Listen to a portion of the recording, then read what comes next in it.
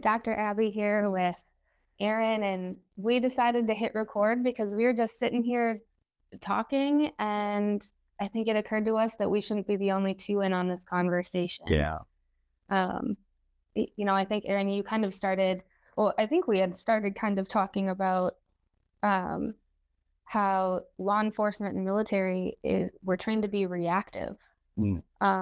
Yeah. And then you were telling me about the shepherd, the sheepdog, the wolf, and the sheep. Well, the majority of our training is to react to situations that are out of control that we're putting back into control. Mm-hmm. And we don't operate with emotion in that. Can't operate with emotion in that. Right. You have to be in your total rational mind, thinking ahead where control is going to come from, how you're going to bring control. And that's all of your training. So when you go home, yeah, or you're with your family and support people, how do you snap out of that rational and just like all of a sudden can be emotionally connected? Really tough. Right.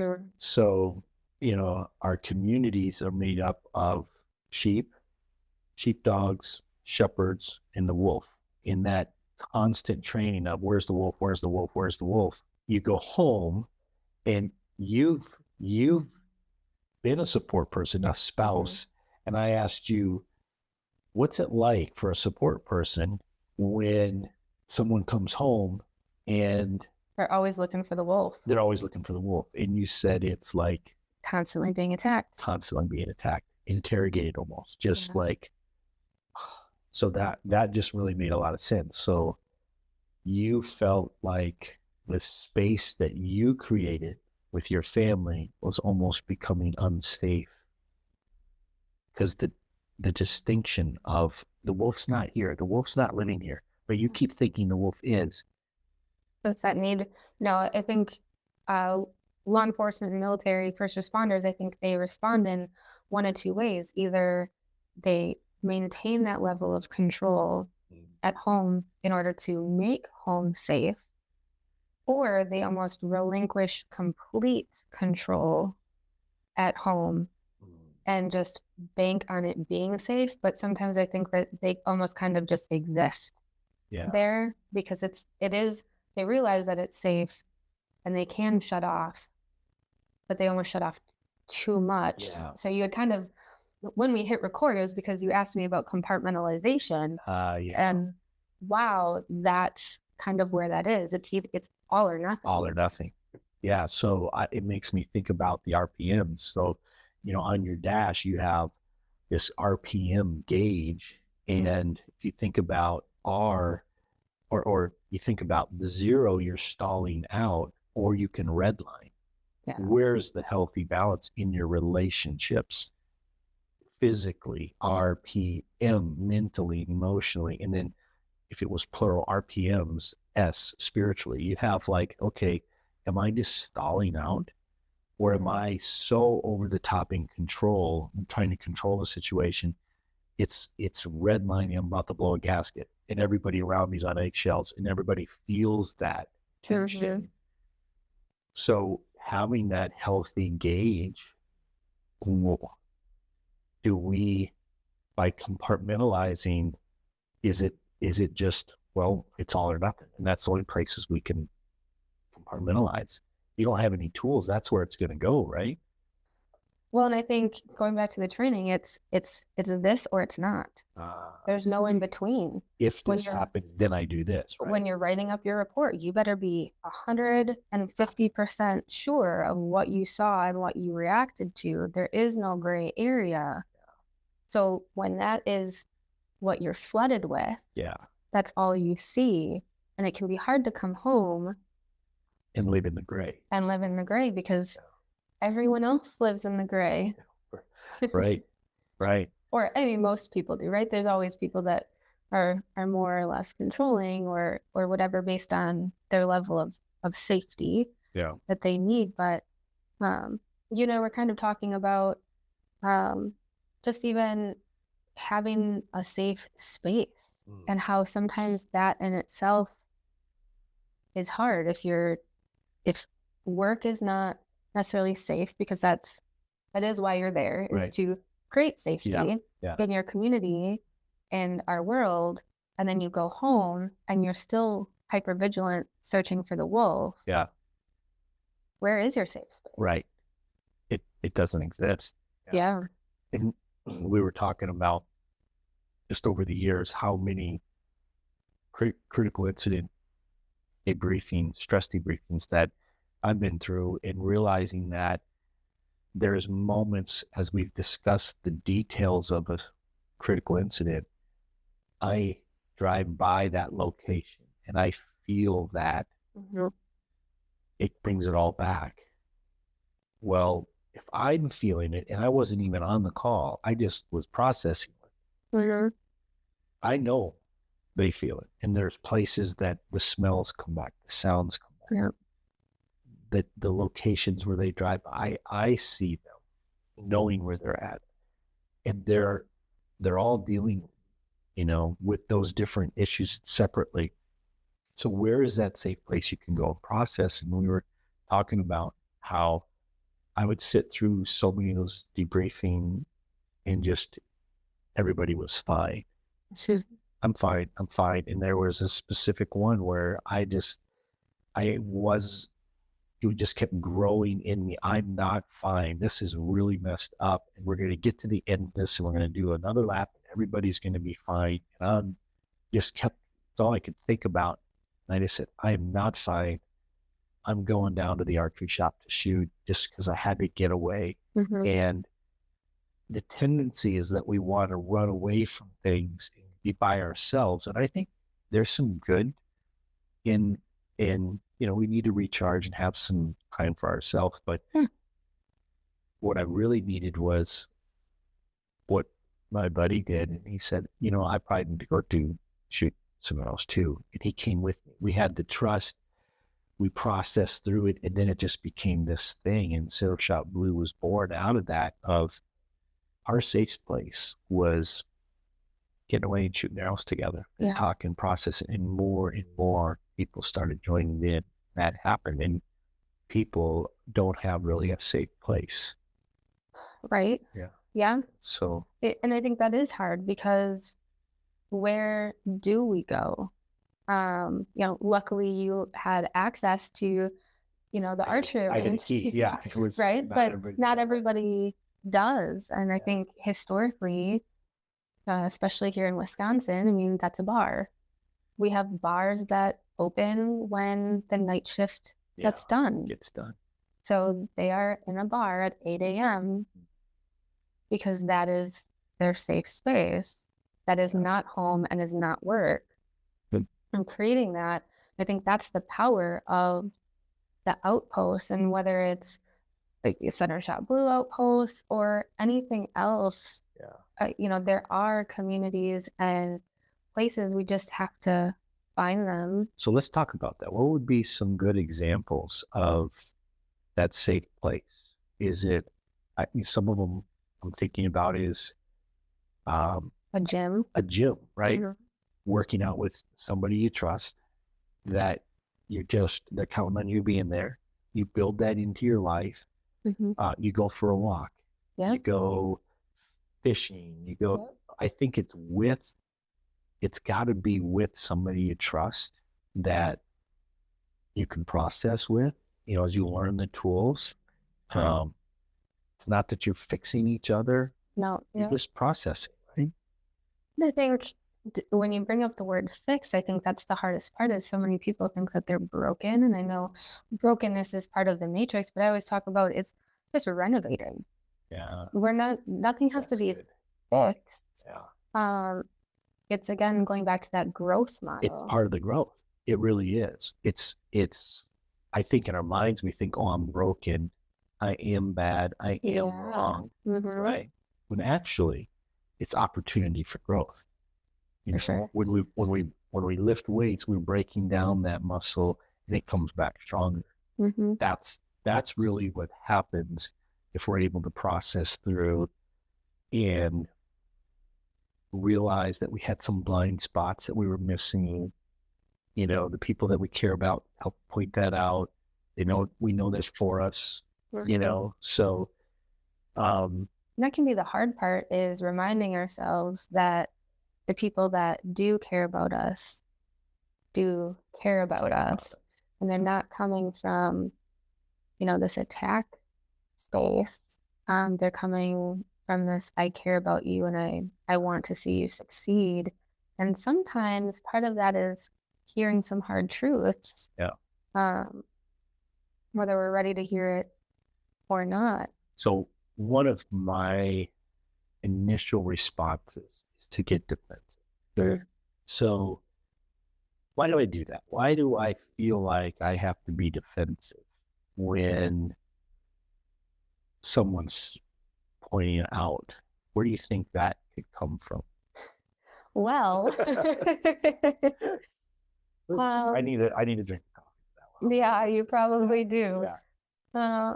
I think a piece of that is because if you are not helpful or worthy, you're right. If you're not helpful and doing good, then you're not worthy in value.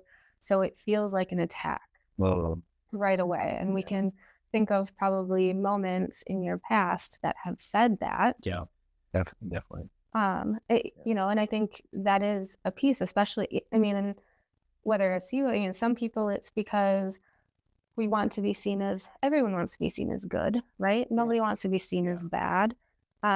When we do, I think of when I work with kids, there are kids that want to be seen as bad because the expectation is lower. There's less room to let people down. I see.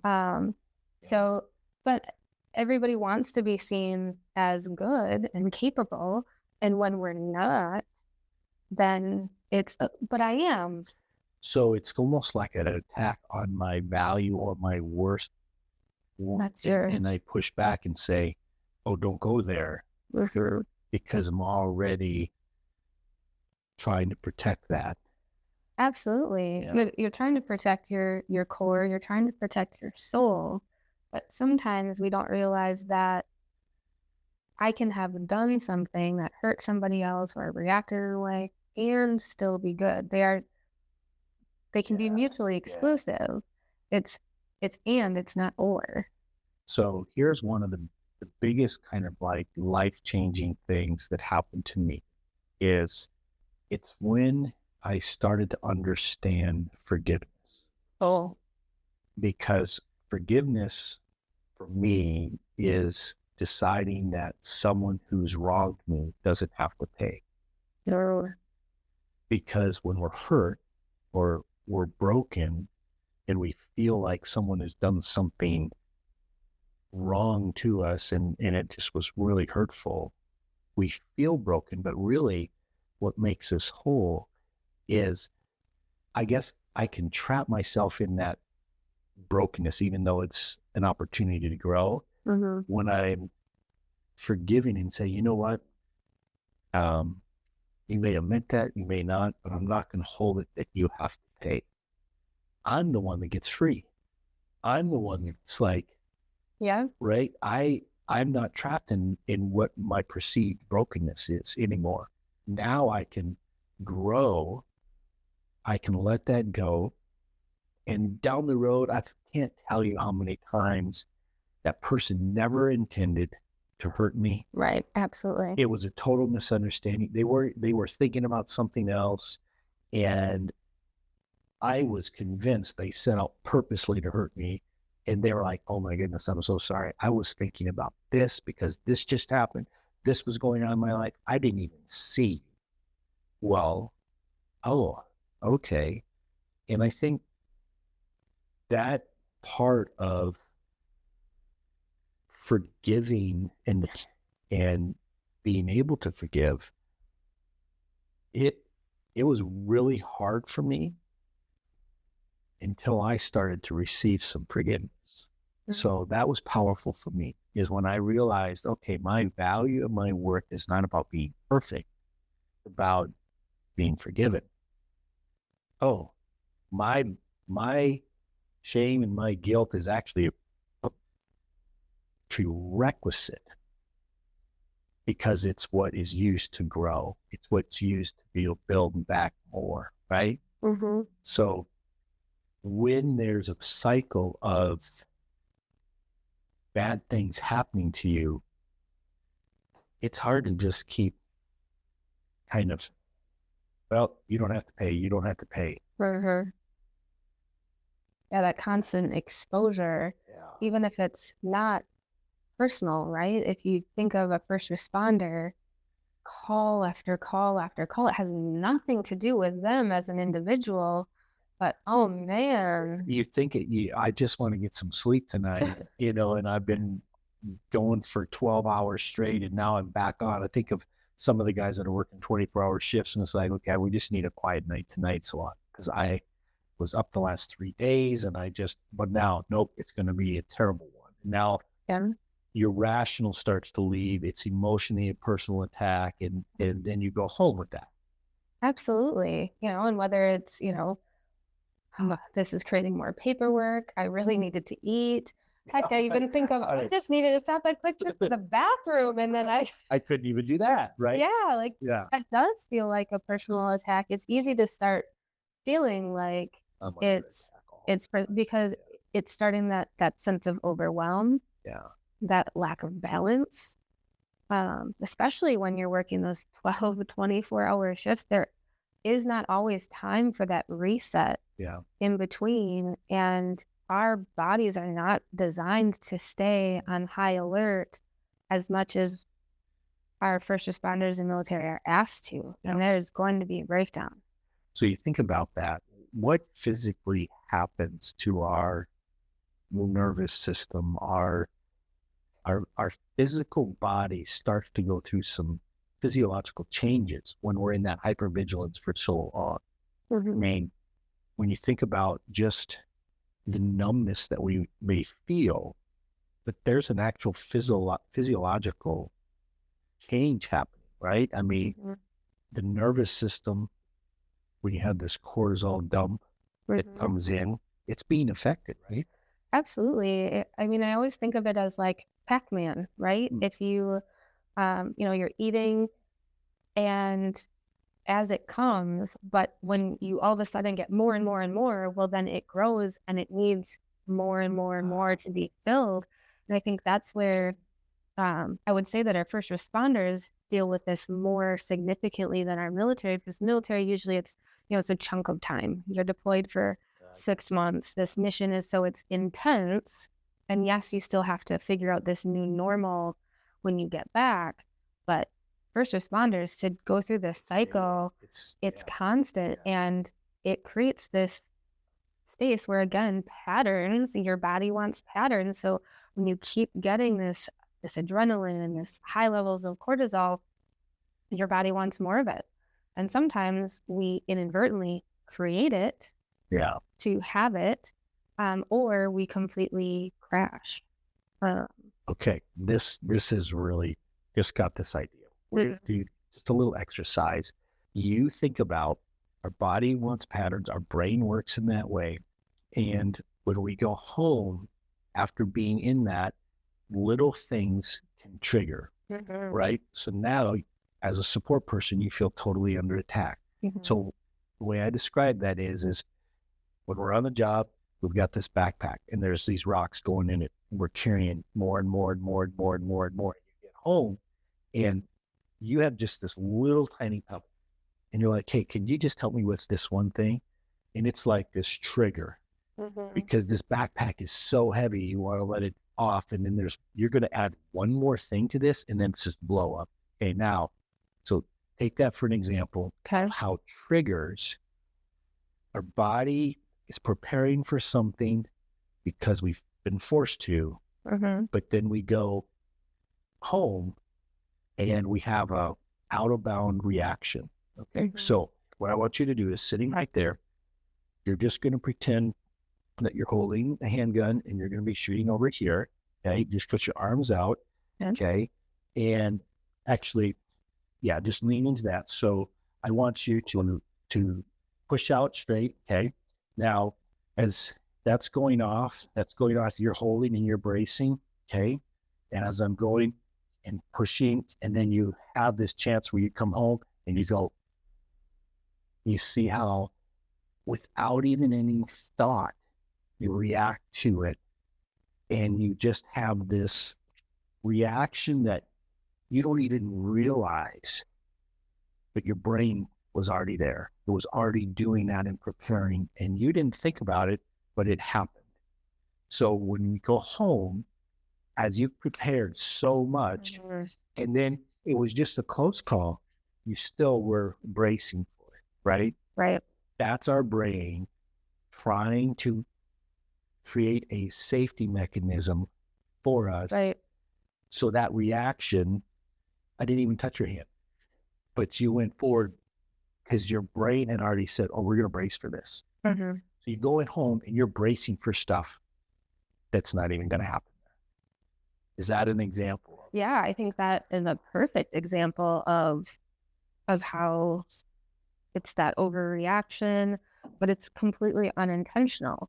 And then I think of, okay, so you're bracing for it. It's this little pebble. You have this big response, and then it completely shuts down once you come down and you realize, oh, man. Sure.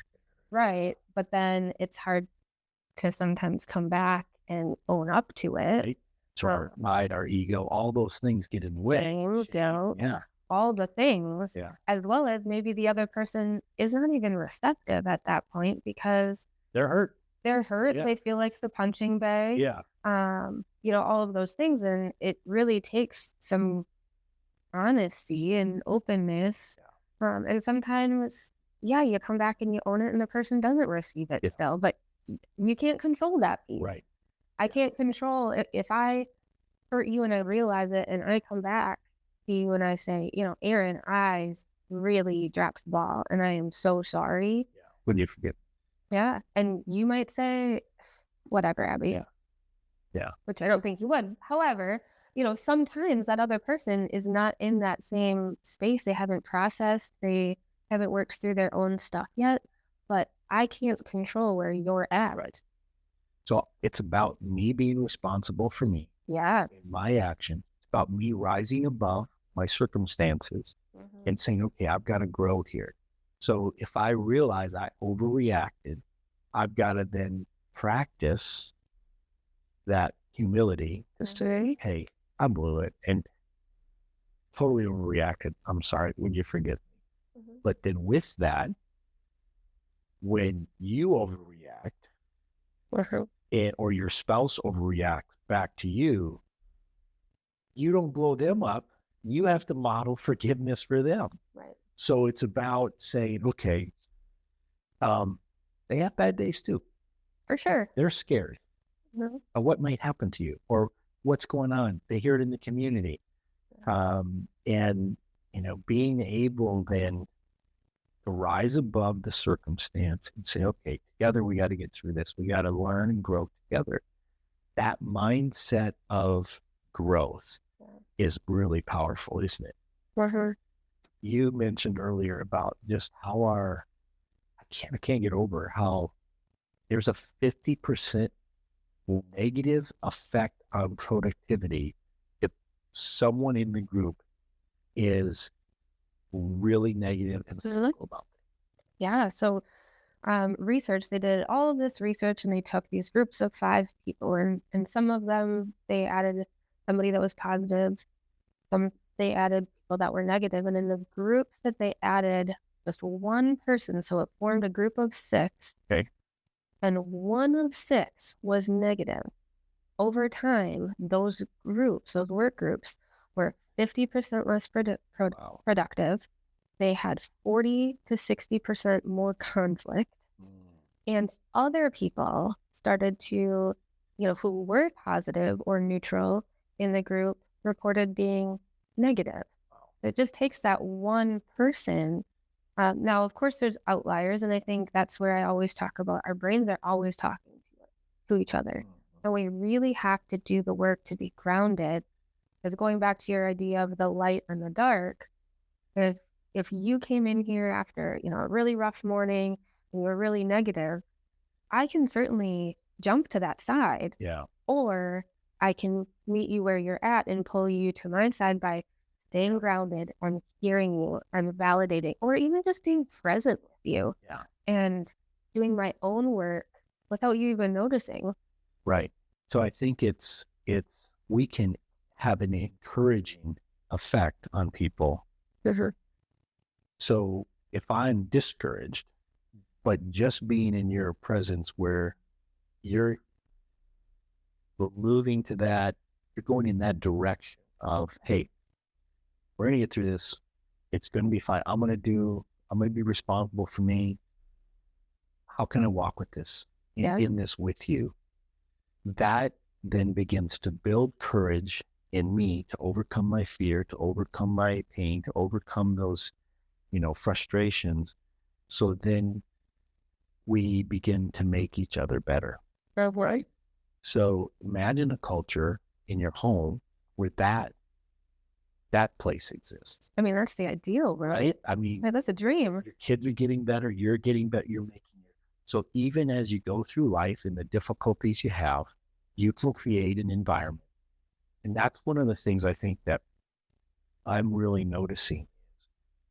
I don't have a lot of control. I can have a false sense of control by I'm the biggest one at home. I'm the strongest one. I can be the loudest. I can be, the most feared at home.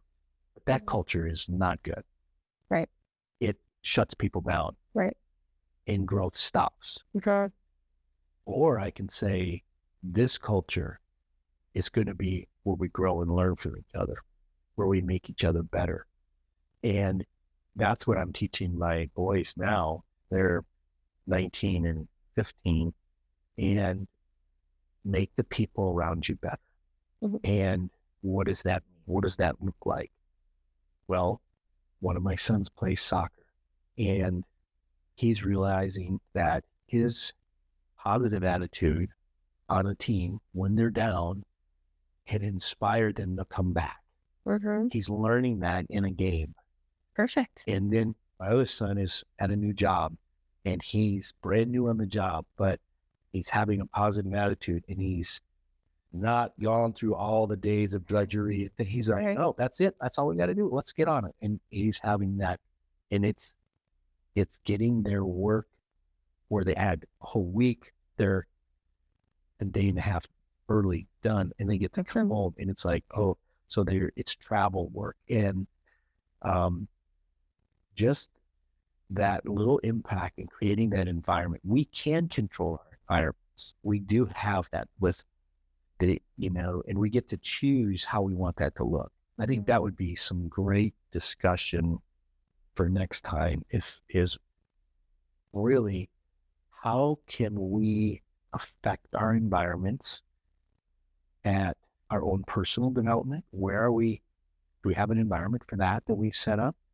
Do we have a work environment that we can affect? Do we have a home environment? Do we have I look at you, you're affecting your community, that environment of your community in the different projects and fun things you invite people in, you're making our community better. And then I look at one of the biggest areas where I work in is my hobby. I invite people in to my hobby, and people that have that same interest, I try to help them be better. And that makes it better for all of us. We all get better. So I think that's a great topic for next time is what environments are we setting aside? Because that is something we can have an effect on. Absolutely. So I think that, a takeaway that I'm having here is just thinking about how I'm showing up, Mm, right? And what I'm modeling to others in the current environment, right? yeah. How am I showing up at home? How am I showing up at work? And, really trying to set up that understanding and expectation versus leaving people guessing. Yeah. That's really good. So show up. It's how you're showing up. Are you letting them in Yeah. to know you? Are you letting them Yeah. in to where you're at, what your expectations are?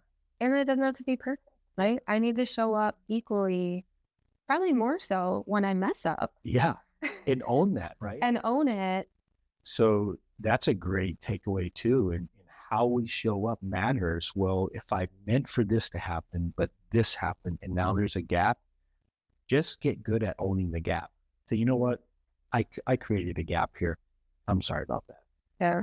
That gets permission for when you have a gap, which probably isn't that often, but it Oh, could happen, right? oh, don't ask too many people at home. Right? All have where Absolutely. we wanted this to happen. The day got away from us, you know, something hijacked our day and we couldn't, Sorry, no. right? Yeah. That's how a lot of us live. Right. So it's like, you know what? I had this gap happen today and I just want to own that. I'm sorry. Let's do something about that. Yeah. And I think not always having to know the answer, right? Like recognizing that gap and then sometimes just putting it out there. There may not be an action step, but first responders, military, we are action focused. And sometimes recognizing that there is no action other than owning it, and then we can let it rest. And kind of goes back to that forgiveness piece, forgiving yourself Yeah. for making that mistake, whether intentional or unintentional, by letting it go so it doesn't live rent free in your head. So when someone wrongs you, even if it's yourself, Oh, I think it's almost more important when it's yourself, because that's the one that we struggle to let go of. yeah, we constantly make ourselves pay. Yeah. And that is affecting our soul and our core. Absolutely. Well, awesome. Great discussion. Yes, absolutely. As always.